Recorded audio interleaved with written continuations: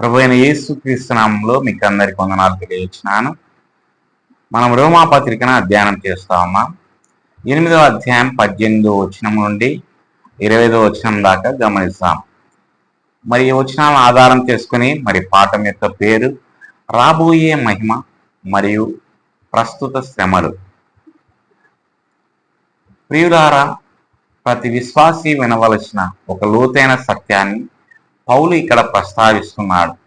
జీవితంలోని ప్రస్తుత శ్రమలు ఎంత తీవ్రమైనవైనను క్రీస్తులో మన కోసం ఎదురు చూస్తున్న మహిమతో పోల్చలేం. తరచుగా మనం మన చుట్టూ ఉన్న ఆర్థిక ఒత్తిడి, అనారోగ్యం, నిరాశ, ఆధ్యాత్మిక నిస్సారత వంటి పోరాటాలను చూసి దేవుడు నిజంగా మనల్ని చూస్తున్నాడా లేదా పట్టించుకుంటున్నాడా అని ఆశ్చర్యపోతాం. ఈ వాక్య భాగంలో మన బాధ తాత్కాలికమైనదని, ఒక ప్రయోజనం కోసం ఉద్దేశించబడిందని మరియు ఊహకు అందని నిత్య మహిమ కొరకు మనలను సిద్ధపరుస్తుందని పౌలు మనకు భరోసా ఇస్తున్నాడు. ఈ వాక్య భాగాన్ని మనం లోతుగా పరిశీలిద్దాం. ఇందులో 5 ప్రధాన అంశాలు కలవు మరియు ఉప అంశాలు కూడా కలవు, కాబట్టి మీరు గమనించగలరని మనవి చేస్తున్నాను. మొదట ప్రధాన అంశము, బాధతో పోలిస్తే మహిమ యొక్క ప్రాముఖ్యత. ఎందుకంటే మరి 8వ అధ్యాయం 18వ వచనంలో ఎందుకంటే మనకు ప్రత్యక్షమగు మహిమతో పోల్చితే ఈ ప్రస్తుత కాలపు బాధలు ఏమాత్రం తగినవి కావని నేను భావిస్తున్నాను. మొదటి ఉపాంశము, ప్రస్తుత బాధ యొక్క వాస్తవికత. జీవితం బాధకరమైనదని పౌలు కాదనడం లేదు. పతనమైన ఈ లోకంలో బాధ అనేది వాస్తవమైనది, సార్వత్రికమైనది మరియు తప్పించుకోలేనిది. అది అనేక రూపాల్లో రావచ్చు. హింస, నష్టం, అన్యాయం, అనారోగ్యం మరియు ఆత్మీయ పోరాటం. ఇవి ఊహాజనిత సమస్యలు కావు. అవి మన విశ్వాసాన్ని పరీక్షించే వాస్తవమైన వాస్తవాలు. అయినప్పటికీ పౌలు ఈ బాధను నిత్యత్వ దృష్టితో చూస్తున్నాడు. ఇది కథకు ముగింపు కాదు మరియు ఇది మనలను నిర్వచించదు.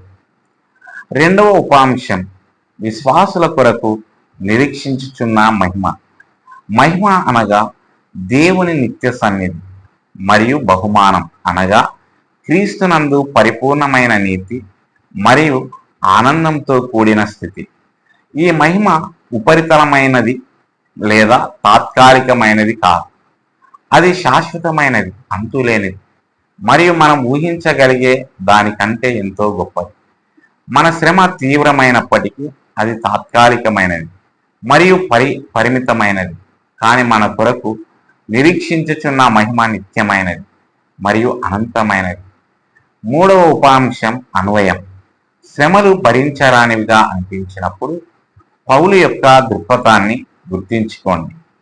శ్రమ తాత్కాలికమైనది, మహిమ శాశ్వతమైనది. విశ్వాసులు కేవలం ప్రస్తుత బాధపైనే కాకుండా నిత్యత్వంపై దృష్టి ఉంచేలా వారిని ప్రోత్సహించండి.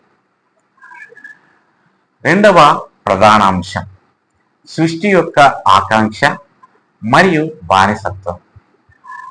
8వ అధ్యాయం 19 నుంచి 22 వచనాలు. దేవుని కుమారుల ప్రత్యక్షత కొరకు సృష్టి ఆతృతతో ఎదురు చూస్తుంది. ఎందుకంటే సృష్టి వ్యర్థతకు లోనైంది. సృష్టి తానే విడిపించబడుతుందనే నిరీక్షణతో. ఉప అంశం, మొదటగా సృష్టి యొక్క బాధ మన బాధలను ప్రతిబింబిస్తుంది. మానవులు మాత్రమే కాకుండా సృష్టి అంతా బాధపడుతుందని పౌలు బోధిస్తున్నారు. ప్రపంచంలోని క్షయం, ప్రకృతి వైపరీత్యాలు మరియు నిరాశ అనేవి పతనమైన సృష్టి యొక్క లక్షణాలు. ప్రకృతి కూడా పాపభారంతో మూలుగుతూ విమోచన కోసం ఎదురు చూస్తోంది. బాధ అనేది వ్యక్తిగత శిక్ష కాదని, అది విరిగిపోయిన ప్రపంచం యొక్క పర్యావాసనమని ఇది మనకు గుర్తు చేస్తుంది. రెండవ ఉపాంశం, సృష్టి దేవుని పిల్లల కోసం ఆతృతతో ఎదురు చూస్తుంది. విశ్వాసులు సంపూర్ణంగా మహిమపరచబడినప్పుడు దేవుని రాజ్యం పూర్తిగా ప్రత్యక్షం అవుతుందని దేవుని కుమారుల ప్రత్యక్షత సూచిస్తుంది. విమోచన కొరకు సృష్టి యొక్క ఆకాంక్ష మన లోతైన ఆధ్యాత్మిక తపనను ప్రతిబింబిస్తుంది.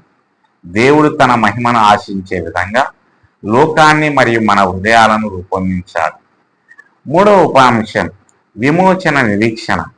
సృష్టి స్వయంగా క్షయం మరియు అవినీతి నుండి విమోచింపబడుతుంది. దేవుడు మనలో మాత్రమే కాకుండా యావత్ ప్రపంచంలోనూ పనిచేస్తున్నాడని ఇది మనకు హామీ ఇస్తుంది. ప్రకృతిలో కూడా శ్రమ తాత్కాలికమైనది, ఎందుకంటే దేవుని పునరుద్ధాన శక్తి రాబోతుంది. నాలుగో ఉపాంశం అన్వయం.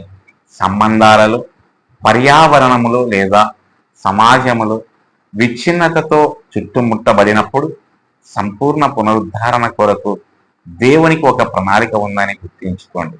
లోకం అన్యాయంగా లేదా క్రూరంగా అనిపించినప్పుడు కూడా ఇది మనకు నిరీక్షణను మరియు సహనాన్ని ఇచ్చుగాక. మూడవ ప్రధాన అంశం విశ్వాసుల మూలుగులు మరియు విమోచన కొరకు ఎదురు చూపులు. 8వ అధ్యాయం 23 నుంచి 25 వచనాలు. సృష్టి మాత్రమే కాదు, ఆత్మ యొక్క ప్రథమ ఫలములు పొందిన మనం కూడా కుమారులుగా దత్తత పొందుట కొరకు, అనగా మన శరీరముల విమోచన కొరకు ఆతృతతో ఎదురు చూస్తూ అంతరంగములో మూలుగుతున్నాము. ఉప అంశములు. మొదటగా విశ్వాసుల ఆర్తనాదం. క్రైస్తవులు సైతం తీవ్రమైన దుఃఖాన్ని, ఆకాంక్షను అనుభవిస్తున్నారని పౌలు అంగీకరిస్తున్నాడు. ఆధ్యాత్మిక జీవితం బాధను తొలగించదు, అది దాని రూపాన్ని మారుస్తుంది. పరిశుద్ధాత్మ సన్నిధి మనల్ని నిరాశతో కాకుండా నిరీక్షణతో మూలగడానికి అనుమతిస్తుంది. ఈ ఆర్తనాదం లక్ష్యం లేని విలాపం కాదు, కానీ పరిశుద్ధాత్మచే నడిపించబడిన ఆర్తనాదం. క్రీస్తులో పరిపూర్ణతను పొందాలనే ఆకాంక్ష. రెండవ ఉపాంశం దత్తత మరియు శారీరక విమోచన నిరీక్షణ. మన అంతిమ విమోచన కేవలం ఆత్మీయమైనది మాత్రమే కాదు, శారీరకమైనది కూడా. ఇప్పుడు బలహీనంగా మరియు నశించిపోయే స్థితిలో ఉన్న మన శరీరాలు నూతన పరచబడి మహిమపరచబడతాయి. కుమారులుగా దత్తత పొందడం అంటే దేవుని కుటుంబంలో సంపూర్ణ అంగీకారం మరియు వారసత్వాన్ని పొందడం. దీనికోసం మనము ఎంతో ఆతృతతో ఎదురు చూస్తుంటాం. మూడవ ఉపాంశం శ్రమలో నిరీక్షణ పాత్ర. నిరీక్షణ చురుకైనది మరియు సహనంతో కూడుకున్నది. మనం ఇంకా చూడని దానికోసమే నిరీక్షిస్తామని పౌలు నొక్కి చెప్తున్నాడు. మన ప్రార్థనలకు జవాబు రానట్లు అనిపించిన లేదా మన నొప్పి కొనసాగిన నిరీక్షణ మనల్ని స్థిరంగా నిలబెడుతుంది. నాలుగవది ఉపాంశం అన్వయం. విశ్వాసులు తమ శ్రమను ఓటమిగా కాకుండా తాత్కాలిక మూలుగుగా భావించేలా ప్రోత్సహించండి. నిరీక్షణ మన ప్రార్థనలను, వైఖరులను మరియు సహనాన్ని తీర్చిదిద్దనివ్వండి.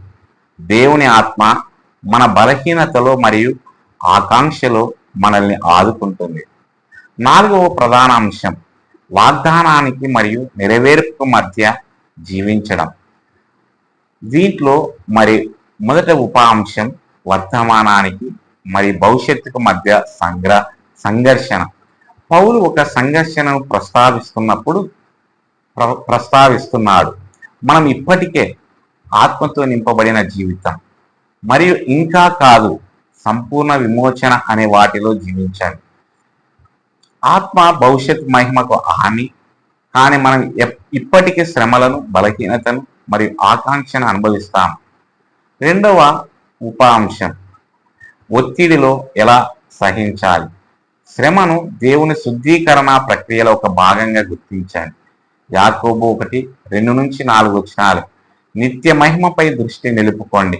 నిరీక్షణ దైనందిన పోరాటాలను ఆత్మీయ ఎదుగుదలగా మార్చేలా అనుమతించండి. దేవుని సమయం పరిపూర్ణమైనదని నమ్మండి. ఆయన సంపూర్ణ విమోచనను తీసుకువస్తాడు. మూడవ ఉపాంశం అన్వయం.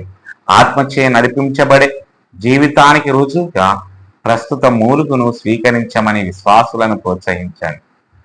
శ్రమ సహనానికి, ఓర్పుకు మరియు దేవునిపై ఆధారపడడానికి ఒక సాధనంగా ఉపయోగించండి. ఐదవ ప్రధాన అంశము విమోచన నిశ్చయత. దీంట్లో మరి మొదటి ఉపాంశం విమోచన హామీ ఇవ్వబడింది. సృష్టి మరియు విశ్వాసులు మూలుగుతున్నట్లే దేవుడు సంపూర్ణ పునరుద్ధరణ వాగ్దానం చేశాడు. మన నిరీక్షణ భావోద్వేగాలపై కాదు, దేవుని స్వభావం మరియు వాగ్దానాలపై ఆధారపడి ఉంది. రెండవ ఉపాంశం, ఇది నేటికి ఎందుకు ప్రాముఖ్యమైనది? శ్రమలను ఎదుర్కొంటున్నప్పుడు మనం గుర్తించుకోవలసినది ఏమనగా, దేవుడు మనల్ని మర్చిపోలేదు. ప్రతి కష్టం తాత్కాలికమైనదే, ప్రతి మూలుగు వినబడుతుంది, ప్రతి ఆకాంక్షకు భవిష్యత్తులో నెరవేర్పు ఉంటుంది. మూడవ ఉపాంశం అన్వయం. శ్రమల మధ్యలో కూడా ఆత్మయందు ఆనందించండి. మన శరీరాలు, మన ఆత్మలు మరియు సకల సృష్టి పరిపూర్ణముగా చేయబడు దినం కొరకు సిద్ధపడుతూ నిరీక్షణతో జీవించండి. ముగింపు. ప్రియులారా, రోమా 8:18-25 మన దృష్టిని తాత్కాలికమైన బాధ నుండి నిత్యమైన మహిమ వైపు మరల్చమని మనకు గుర్తు చేస్తుంది. మన శ్రమలు వాస్తవమైనవి అయినప్పటికీ మన కోసం ఎదురు చూస్తున్న ఆనందం మరియు పునరుద్ధరణతో వాటిని పోల్చలేము. సృష్టి విమోచన కొరకు మూలుగుతుంది, మనం నిరీక్షణతో మూలుగుతున్నాం. ఇప్పుడు బలహీనంగా ఉన్న మన శరీరాలు రూపాంతరం చెందుతాయి. దేవుని వాగ్దానాలు నిశ్చయమైనవని మనకు గుర్తు చేస్తూ ఆత్మ మన ఆకాంక్షలు విజ్ఞాపన చేస్తుంది. మనం ఓపికతో కూడిన నిరీక్షణతో జీవిద్దాం, శ్రమలను ఆనందంతో సహిద్దాం మరియు క్రీస్తుని ప్రేమించే వారందరి కోసం ఎదురు చూస్తున్న నిత్య మహిమపై మన దృష్టిని నిలుపుదాం. దేవుడు అట్టి కృప మనకందరికి దయచేయను గాక. వందనాలు. అందరికీ వందనాలు. ఆమేన్.